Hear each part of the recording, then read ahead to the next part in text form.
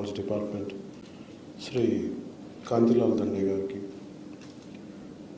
Advisor forest department Shri Mallikarjunarao గారికి, PCCF Shri Chalapathirao గారికి, additional PCCF Shri Rahul Pande గారికి, అడిషనల్ పీసీసీఎఫ్ శ్రీమతి శాంతప్రియ పాండే గారికి, కృష్ణా జిల్లా కలెక్టర్ శ్రీ డికే బాలాజీ గారికి, ఎస్పీ కృష్ణ శ్రీ విద్యాసాగర్ గారికి, ఇక్కడికి విచ్చేసిన సీనియర్ అఫీషియల్స్ అందరికీ, కన్జర్వేటివ్ ఫారెస్ట్కి, డిస్ట్రిక్ట్ ఫారెస్ట్ అఫీషియల్స్కి మీ అందరికీ హృదయపూర్వక నమస్కారాలు తెలియజేసుకుంటూ స్వాగతం తెలుపుతున్నాను రాష్ట్ర ప్రభుత్వం తరఫు నుంచి.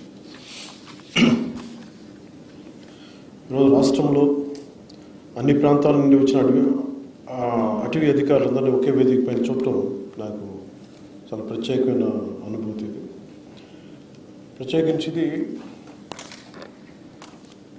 గవర్నమెంట్ మీ ఫామ్ అయిన వెంటనే నేను చాలా ఇష్టపడి ఆప్ట్ చేసిన డిపార్ట్మెంట్. ఒకటి పర్యావరణ పరిరక్షణ, అటవీ సంరక్షణ. దీన్ని చాలా ఇష్టంతో తీసుకున్నాను, ఎంపిక చేసుకున్నాను. ముందుగా ఒక 10 to 11 పాయింట్ ఎజెండాలో సిద్ధం చేసుకున్నాం మీకు తెలియజేయడానికి. దాంట్లో ముందుగా ఒక వ్యవస్థ నడవాలన్నా, ఒక సంస్థ ముందుకెళ్ళాలన్నా దాంట్లో ఉండే నడిపే వ్యక్తులు సమూహం వారు చాలా చాలా ముఖ్యం, హ్యూమన్ రిసోర్సెస్. అందుకని నాకు ముఖ్యంగా రివ్యూ మీటింగ్స్ కొంత వచ్చినప్పుడు నాకు ఒకటే తెలిసింది, ముందు భద్రత సిబ్బంది కొరత ఉందండి. ఫస్ట్ నాకు అనిపించింది సిబ్బంది కొరత ఉంది. సో ఇక్కడున్న అటవీ శాఖ అధికారులు, డిఎఫ్ఓలు అందరికీ కూడా మీకు వర్క్లోడ్ చాలా ఎక్కువ ఉంటుంది మీకు. సో ఇది మీకు వారసత్వంగా వచ్చిన issues, it could be financial issues కావచ్చు రాష్ట్రానికి. కానీ ముందస్తుగా నేను పదే నేను క్యాబినెట్ మీటింగ్లో చర్చిస్తూ ఉన్నాను, ముందు సిబ్బంది కొరతను ఎంతైనా అడ్రస్ చేయాలి అనేది. అలాగే మనం డ్యూటీలో ఉన్నప్పుడు సిబ్బందికి ఎలాంటి ఇబ్బందులు ఉన్నాయి. ఉదాహరణకి ఇందాక చెప్పినట్టు, అధికారులు చెప్పినట్టుగా మన శ్రీశైలంలో ఈ వారి మీద దాడి కానీ, ముందుగా అధికారులకు కానీ సిబ్బందికి కానీ చేసే విధి నిర్వహణలో భయం లేకుండా నిర్వర్తించగలిగితే, మాకు విధి నిర్వహణలో మమ్మల్ని ఏదన్నా ఆటంకాలు ఎదురొచ్చినా కానీ మేము నిలబడాలి అంటే ఖచ్చితంగా అది మనందరం ఒక సమిష్టి కృషి చేయాలి. దానికి ఒక బాధ్యత గల మంత్రి పొజిషన్లో ఉన్న నేను, నా main concern, primary concern first అటవీని సంరక్షించాలి అంటే ముందు అధికారుల భద్రత చాలా చాలా కీలకం. సో దాని మీద మేము ప్రత్యేకించి నేను చాలా స్పష్టత ఉంది. ఎనీ పొలిటికల్ ఇష్యూస్ వచ్చినా కానీ, పొలిటికల్ ఒత్తిళ్ళు వచ్చినా కానీ చాలా చాలా స్పష్టంగా, ఇంక్లూడింగ్ కూటమి పార్టీల్లో ఉండే వ్యక్తులు కానీ, ఎమ్మెల్యేలు కావచ్చు, మిగతా ఏ స్థాయి వ్యక్తులైనా కావచ్చు, వెరీ క్లియర్ కట్ ఇండికేషన్ ఇవ్వడం జరిగింది. ఎట్టి పరిస్థితుల్లో కూడా మీరు లైన్ దాటకుండా డ్యూటీ చేసే అధికారులని మీరు ఎట్లా ఇబ్బంది పెడితే మటుకు కాన్సిక్వెన్సెస్ చాలా 100% అప్లై అవుతాయి. దయచేసి ప్లీజ్ అనేది దాంట్లో భాగం మీరు చేసుకుంటూ వచ్చాం. అలాగే ఫ్రంట్ లైన్ అటవీ సిబ్బంది చాలా కష్టమైన పరిస్థితులు పనిచేస్తూ ఉంటారు. వారి భద్రతా సంక్షేమం కోసం ఈ ప్రభుత్వం ఎల్లప్పుడూ కట్టుబడి ఉంటుంది. మొన్న మధ్యన అమరవీరుల దినోత్సవం గుంటూరుకి వెళ్ళినప్పుడు నాకు తెలియజేశారు, అటవీ సిబ్బంది సంక్షేమ నిధిని అవసరం ఉంది, ఏర్పాటు చేయాలంటే దానికి 5 కోట్ల నిధిని గౌరవ ముఖ్యమంత్రి నారా చంద్రబాబు నాయుడు గారి నాయకత్వంలో అటవీ సిబ్బందికి 5 కోట్ల రూపాయలు నిధిని ఏర్పాటు చేశారు. సో మిగతా మెయిన్ పాయింట్స్కి వెళ్ళబోయే ముందు just I would like to conclude this point. మీ భద్రత అలాగే సిబ్బంది కొరత ఇవి మా దృష్టిలో ఉన్నాయి. చాలాసార్లు రాహుల్ పాండే గారు కానీ, ఇంతకు ముందున పీసీసీఎఫ్ గారు కూడా చెప్పారు, ఈ దృష్టిలో ఉంది. నేను ఛార్జ్ తీసుకున్నంత లోపే దీన్ని try to address it as best as I can. I give you that.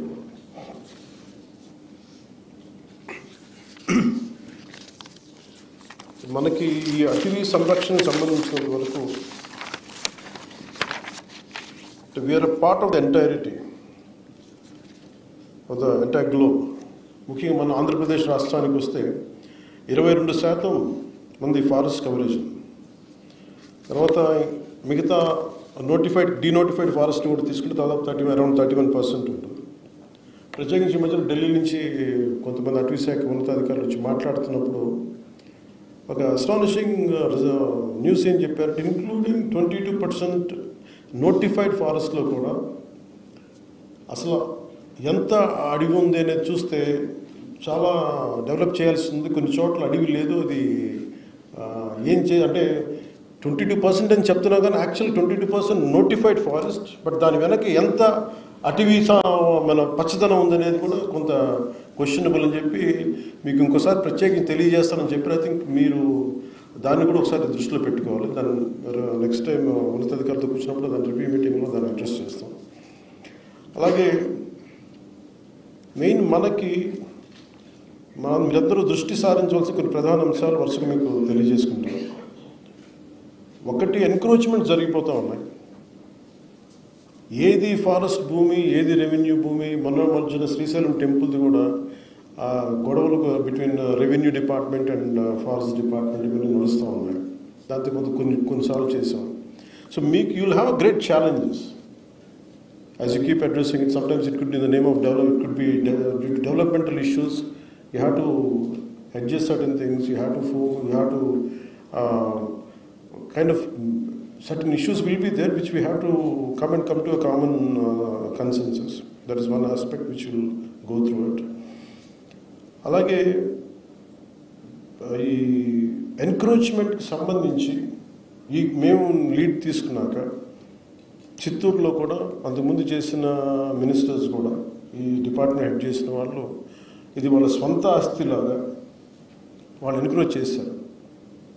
మాకు ఒకటి ఏమనిపించిందంటే, ఇంతమంది ఉన్నతాధికారులు ఉండి డిఎఫ్ఓ స్థాయిలో కావచ్చు, దానికి మించిన బీట్ ఆఫీసర్స్ కావచ్చు, ఎవరు కూడా దాన్ని ఎందుకు హైలైట్ చేయలేకపోయారని అనిపించింది. కనీసం ఎందుకు దీన్ని ఇంత బలంగా తీసుకురాలేకపోయారు, పబ్లిక్లోకి ఎందుకు తీసుకురాలేకపోయారు అనిపించింది. అందువల్ల మీ మనందరి ప్రథమ బాధ్యత to protect the forest.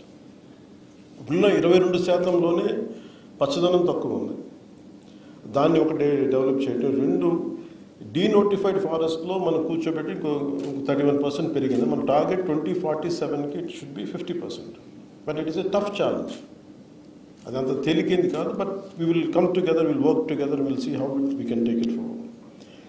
So main encroachments లేకుండా మీరు చాలా ధైర్యంగా ఎక్కడ ఎన్క్రోచ్మెంట్స్ ఉన్నా with the help of revenue department or police officials, అలాగే మీకు విధి నిర్వహణలో మీకు ఎలాంటి ఇబ్బందులు ఉన్నా మీరు ఉన్నతాధికారులకి, మీ డిపార్ట్మెంట్ అధికారులకే కాకుండా you can personally reach out to me, I'm available. అలాగే సిబ్బందిని నియామకాల్లో కూడా ఎక్కడా కూడా పారదర్శకతే పాటించాం. అక్కడ మెరిట్ ఓరియంటెడ్ సిఫార్సుల్ని అసలు వదిలేసి మెయిన్ మెరిట్ ఓరియంటెడ్ ఎఫెక్టివ్, ఎలాంటి కొంతమంది సిఫార్సులు వచ్చినాయి కానీ వాటన్నిటిని దాటి చేస్తూ ఉన్నాం. So I want to give you the assurance to all the dynamic officials that we are there to stand by you. I'll be personally there to stand by you, apart from all the officials of great integrity sitting on this dais today.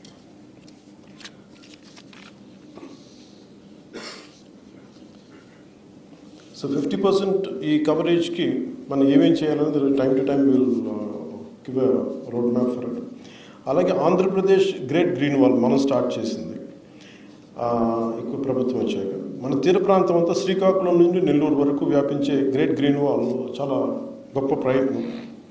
ఇది మనకి benefit. ఒక 974 కిలోమీటర్ల ఈ తీర ప్రాంతం పొడవు ఉంది.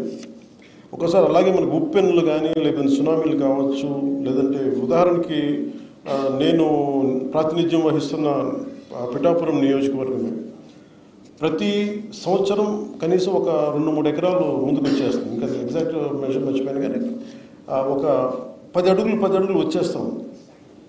ఈ ఎన్విరాన్మెంటల్ ఇష్యూస్ కూడా ఉన్నాయి. సో వీటన్నిటిని అరికట్టడానికి, సముద్ర కోతను గురవ్వకుండా ఉండడానికి, సునామీ నుంచి రక్షించడానికి చాలా అంబిషియస్ ప్లాన్ చేసాం. 974 కిలోమీటర్లకి గ్రేట్ గ్రీన్ వాల్ చేయాలని. దీని ప్రధాన